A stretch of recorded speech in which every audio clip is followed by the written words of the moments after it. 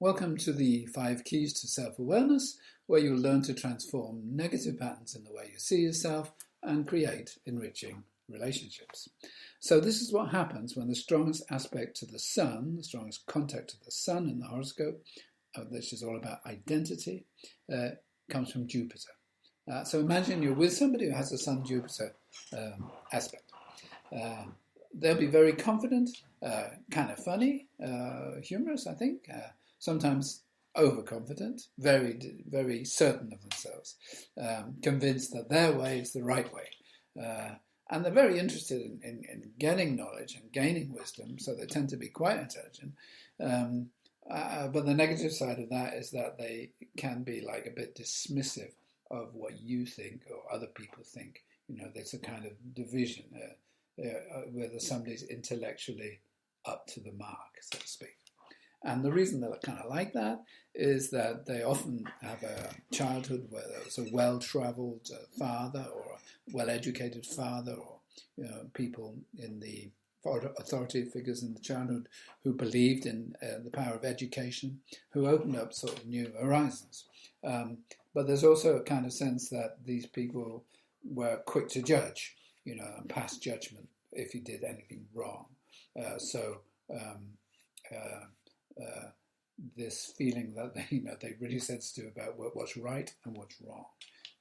They may even have been sort of up against sort of political, religious, or ideological people in their childhood, which affected their sensitivity to opinions. So when you're with somebody like this, you can often feel a little bit inferior, or they don't listen to your arguments. You're not allowed to have your own opinions, or at least they try to persuade you. And this can be a little bit sort of irritating. So you need to get the partner to stop that and to listen to your point of view. They need to know that if they want to get intelligent, and they do, then they have to listen to other people. But anyway, Sun, Jupiter in a partner's horoscope generally brings someone with considerable wisdom, great intelligence, who opens up new worlds intellectually and through travel. But what if you have Sun, Jupiter? What's that like? I think that you've probably experienced in childhood people who judged you and made you feel like oversensitive about whether you did things right or wrong. So you tend to judge yourself quite a lot in that sense. Are you doing it right or wrong? You don't want people telling you what to do or what's right or wrong. That's something you don't like. You feel that you know all the answers yourself, or you're going to find them out.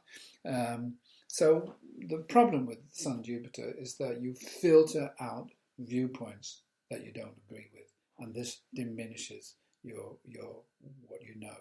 And if it gets bad like that, you can be arrogant about what you know and sort of all-knowing, so to speak.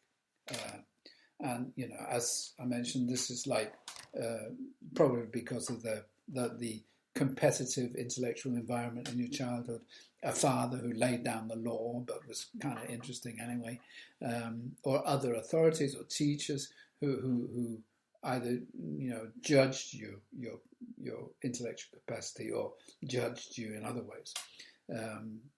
So what you need to do, you need to be aware of the mechanism that in you that sorts what people are saying, what you're hearing, between true and false. You've got this mechanism. It's like, that's no good. That's stupid. Oh yeah, okay, that's all right. That kind of is a kind of failing, really.